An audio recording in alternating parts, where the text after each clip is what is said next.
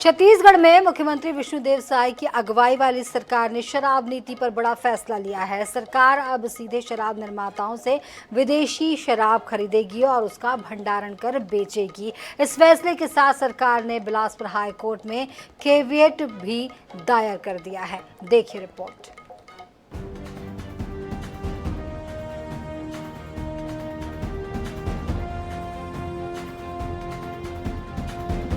पूर्ववर्ती कांग्रेस सरकार में FL10 का लाइसेंस कुछ चुनिंदा लोगों को मिला था। सरकार इनसे ही शराब खरीद कर बेचती थी।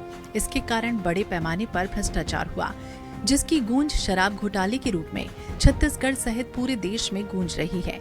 इस मामले में कांग्रेस अब भी घिरी है। भाजपा सरकार ने इससे सबक लेते हुए नई नीति बनाई, तो दूसरी ओर शराब डीलरों और दलालों ने FL10 लाइसेंस लिया और सरकार से MOU किया है, जो मार्च 2025 तक प्रभावी है। अब जब सरकार ने नियमों में बड़ा बदलाव किया, तो कोर्ट में चुनौती स्वाभाविक है। दूसरी ओर सरकार का मानना है कि इस फैसले से पारदर्शिता आएगी। शराब निर्माताओं से सीधे शराब की खरीदी और बिक्री करने से सरकार को फायदा होगा। ग्राहकों को सभी ब्रांड की शराब मिल सकेगी। विदेशी मदिरा के थोक विक्रय और भंडारण हेतु अभी तक प्रचलित FL10A और B अनुज्ञप्ति की व्यवस्था को समाप्त करते हुए सीधे विनिर्माता इकाइयों से विदेशी मदिरा का थोक क्रय किए जाने का अनुमोदन किया गया।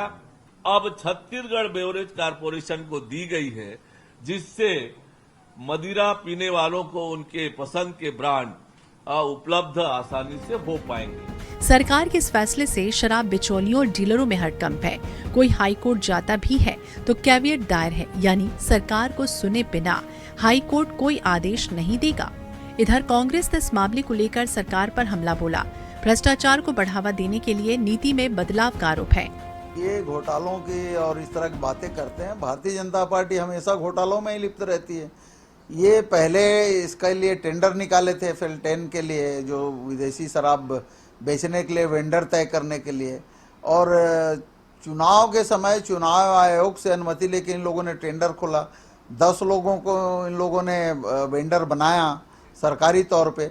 अब उसके बाद किसके कहने पे उस नीति को बदल रहे हैं, अब पता नहीं इनकी सरकार में क्या चल रहा है। ऊपर ये हमारे मुख्यमंत्री जी तो रिमोट कंट्रोल जैसे चल रहे हैं। समझा जा रहा है कि शराब मामले में जैसा दाग कांग्रेस सरकार पर लगा है, वैसी स्थिति भाजपा के साथ न हो, इसलिए सरकार ने वित्तीय वर्ष के मध्य में ही बड़ा बदलाव करने का रिस्क लिया। अब देखना होगा कि सरकार इसे किस हद तक लागू रख पाती है। INS 24/7 के लिए रायपुर से मनोज नायक की रिपोर्ट।